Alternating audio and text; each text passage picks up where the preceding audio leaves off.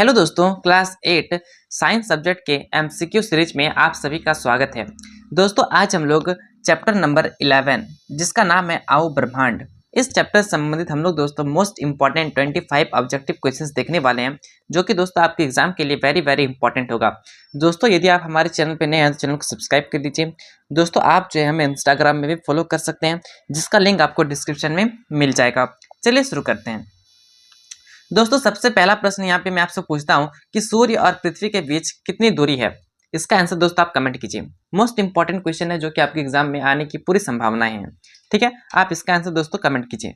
चलिए आगे बढ़ते हैं, नेक्स्ट क्वेश्चन करते हैं। यहाँ पे दोस्तों क्वेश्चन नंबर 2 है कि ब्रह्मांड के केंद्र में स्थित वस्तु कौन सी है। पहला ऑप्शन है सूर्य, दूसरा है ब्लैक होल, तीसरा है पृथ्वी और अंतिम है चांद।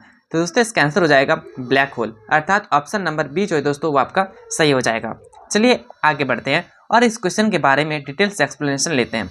यहाँ पे दोस्तों मैंने आपके लिए बताया है कि ब्रह्मांड के केंद्र में एक विशाल ब्लैंक होल स्थित है जो खगोलीय पिंडों को अपनी ओर आकर्षित करता है। ठीक है, आगे बढ़ते हैं। दोस्तों नेक्स्ट क्वेश्चन है कि सौरमंडल में कितने ग्रह हैं। तो दोस्तों इसका आंसर हो जाएगा 8। ठीक है, 8 ग्रह है। कौन कौन सा ग्रह है दोस्तों, चलिए मैं आपको बताता हूँ। यहाँ पे आपको दिख रहा होगा, पहला ग्रह है बुध, दूसरा शुक्र, तीसरा पृथ्वी, नेक्स्ट मंगल, नेक्स्ट बृहस्पति, नेक्स्ट शनि, नेक्स्ट अरुण और अंतिम वरुण। ठीक है दोस्तों, और एक ग्रह था जिसका नाम था प्लूटो। ठीक है, जिसको दोस्तों 2006 में जो है हटा दिया गया है। ठीक है, तो दोस्तों ये जो है एक बोना ग्रह का दर्जा मिल गया है इसको, तो ये जो है अभी ग्रह की कैटेगरी से हट चुका है। अभी वर्तमान में जो है हमारे पास 8 ग्रह है, जो कि मैंने आपको बता दिया। चलिए क्वेश्चन नंबर 4 है कि किस ग्रह को लाल ग्रह कहा जाता है। ठीक है, तो दोस्तों मंगल ग्रह जो है उसे लाल ग्रह कहते हैं। तो दोस्तों आपको मंगल ग्रह कहाँ पे देखने को मिल रहा है, ऑप्शन नंबर बी में। ठीक है दोस्तों, मंगल ग्रह जो है आपका सही होगा। यहाँ पे मैंने आपके लिए बताया है कि मंगल को लाल ग्रह कहा जाता है क्योंकि इसकी सतह पर आयरन ऑक्साइड अर्थात लो ऑक्साइड की परतें होती है जो लाल रंग का दिखाई देता है। नेक्स्ट क्वेश्चन है कि सूर्य के चारों ओर घूमने वाला पिंड को क्या कहा जाता है। दोस्तों जो सूर्य के चारों ओर पिंड घूमते हैं वो सबको ग्रह बोलते हैं, जिसे प्लेनेट बोलते हैं। ठीक है, जो मैंने आपको बताया 8 ग्रह होते हैं। ठीक है, जिसमें लाल ग्रह मंगल ग्रह को कहा जाता है।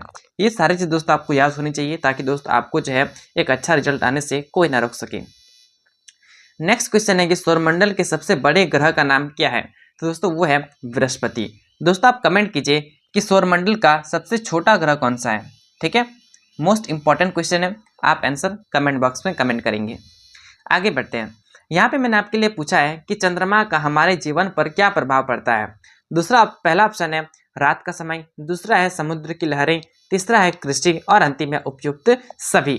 तो दोस्तों इसका आंसर हो जाएगा उपयुक्त सभी, अर्थात चंद्रमा का प्रभाव पृथ्वी की रात की रोशनी, समुद्र की लहरों और कृषि पर भी पड़ता है।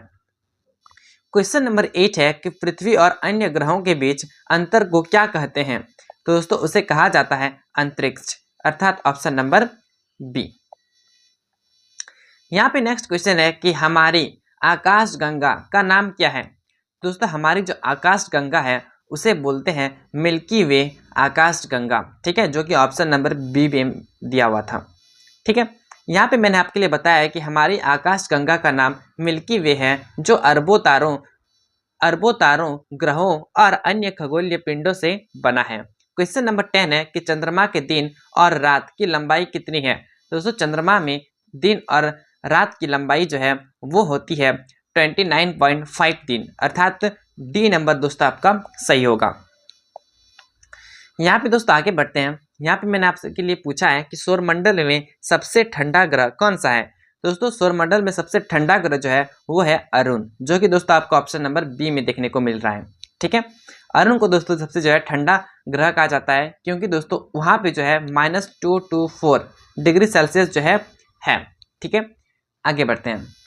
क्वेश्चन नंबर 12 है कि पृथ्वी के घूर्णन का समय कितना है। दोस्तों वो है 24 घंटा। ठीक है, एक चक्कर लगाने में जो है इसको 24 घंटा लगता है। ठीक है, आगे बढ़ते हैं।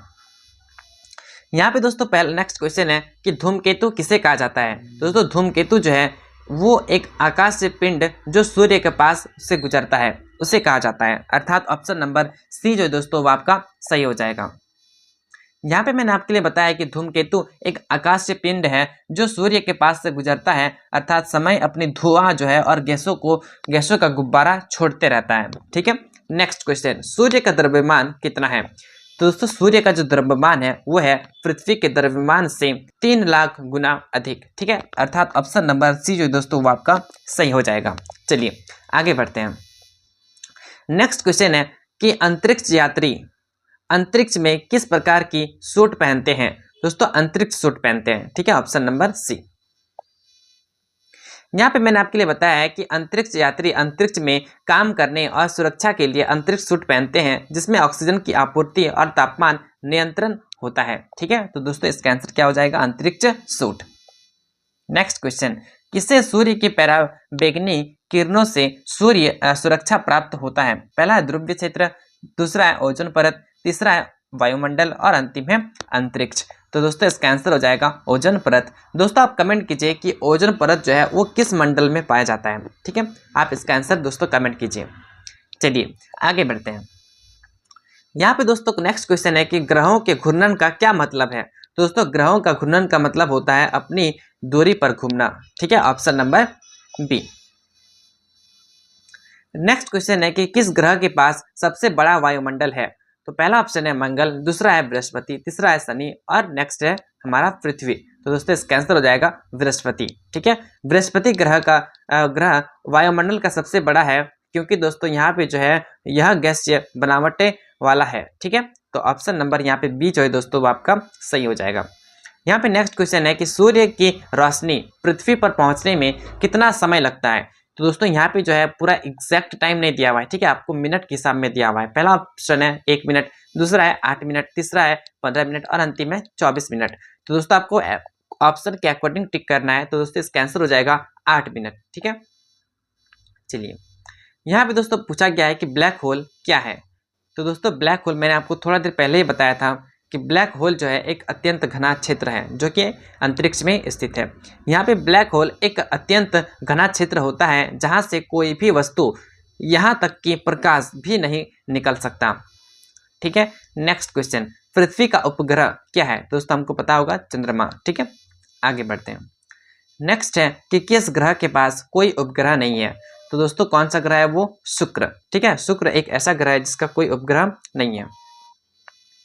नेक्स्ट क्वेश्चन है कि सौरमंडल के सबसे बड़े धूमकेतु का नाम क्या है?